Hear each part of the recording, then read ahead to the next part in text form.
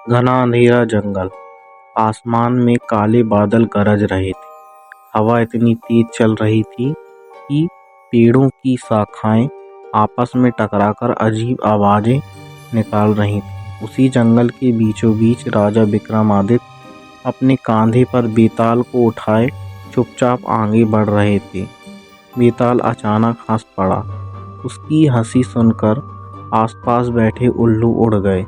विक्रम, आज मैं तुम्हें ऐसी कहानी सुनाऊंगा जिसमें मौत भी डरती थी। बेताल बोला। विक्रम चुप रहे। बेताल ने कहानी शुरू की। कुछ समय पहले उज्जैन से दूर एक राज्य था, रत्नगढ़। वहाँ एक विशाल महल था जिसे लोग काला महल कहते थे। कहते हैं कि रात होते ही उस महल से औरतों के रोने की आवाजें आती थी। जो भी उस महल में गया वह कभी वापस नहीं लौटा। उस राज्य का राजा वृद्ध हो चुका था। उसकी एक ही बेटी थी, राजकुमारी मृणाली। लेकिन पिछले कुछ महीनों से राजकुमारी अजीब व्यवहार करने लगी थी। रात के समय वह नींद में उठकर महल की सबसे ऊंची मीनार पर चली जाती और किसी अदृश्य शक्ति से बातें करती। एक रात महल के सैनिक ने देखा कि राजकुमारी की आंखें पूरी तरह से सफ़ेद हो चुकी थी। वह हवा में खड़ी होकर कह रही थी, वह लौट आया है, वह सबको मार देगा। अगली सुबह राजमहल का सबसे पुराना सेवक मृत पाया गया। उसके चेहरे पर इतना भय था मानो उसने मौत को सामने से देखा हो। उसके कमरे की दीवार पर खून से लिखा था, अगली बारी राजा की। पूरा राज्य डरा हुआ था। तब राजा ने राज्य के सबसे बहादुर सेनापति आरवीर को बुलाया। आरवीर तलवार चलाने में अद्भुत था। उसने कहा, महाराज, चाहे कोई इंसान हो या प्रेत, मैं इस रहस्य का अंत करके रहूंगा। उसी रात आरवीर अकेला काले महल की ओर बढ़ा। महल के दरवाजे अपने आप खुल गए। अंदर बहुत अंधेरा था। दीवारों पर टंगी मसाले अचानक जल उठी। महल के अंदर कदम रखते ही उसने एक धीमी फुसफुसाहट सुनी, भाग जाओ, नहीं तो तुम भी मर जाओगे। लेकिन आरवीर नहीं रुका। महल के बीचों बीच एक बड़ा दरवाजा था। वहाँ एक टूटा हुआ सिंहासन था। सिंहासन के ऊपर दीवार पर एक चित्र बना था, एक क्रूर राजा का।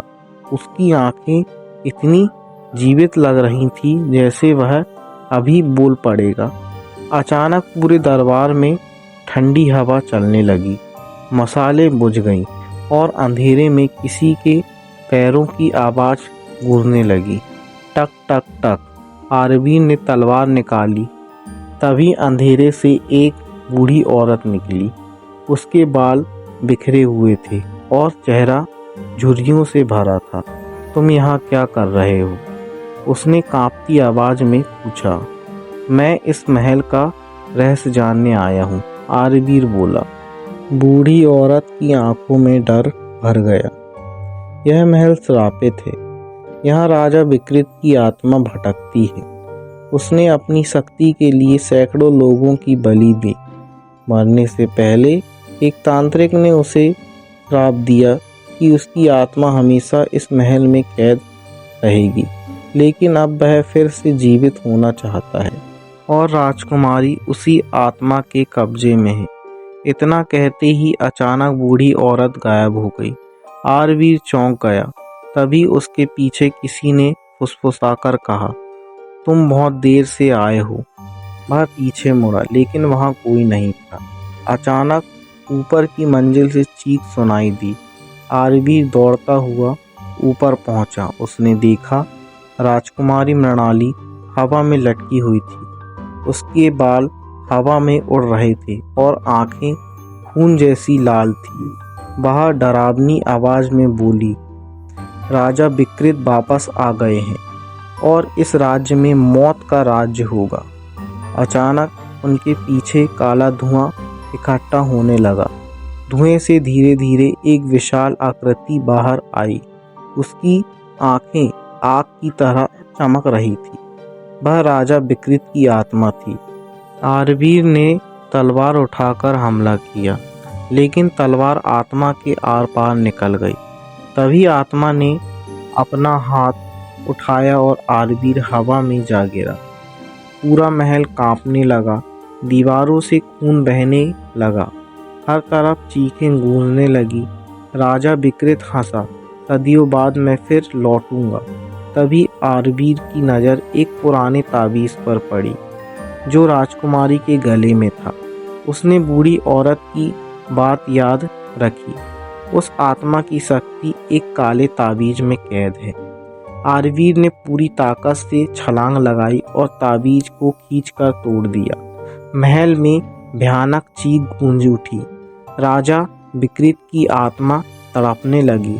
पूरा काला धुआं आग में बदल गया, लेकिन तभी राजकुमारी बेहोश होकर नीचे गिर पड़ी। आरवीर उसे बचाने दौड़ गया, मगर अचानक फर्श टूट गया और दोनों अंधेरे तहखाने में गिर पड़े। तहखाने में हजारों कंकाल पड़े थे, दीवारों पर अजीब मंत्र लिखे थे और सबसे बीच में एक लोहे का दरवाज़ा था, जिसके पीछे से किसी के जोर जोर से सांस लेने की आवाज़ आ रही थी। आरवीर ने मशाल उठाई। दरवाजे पर खून से लिखा था, इसे कभी मत खोलना। लेकिन तभी दरवाज़ा अपने आप धीरे धीरे खुलने लगा और अंदर से दो जलती हुई लाल आंखें दिखाई दी। बेताल कहानी रोक कर हंस पड़ा।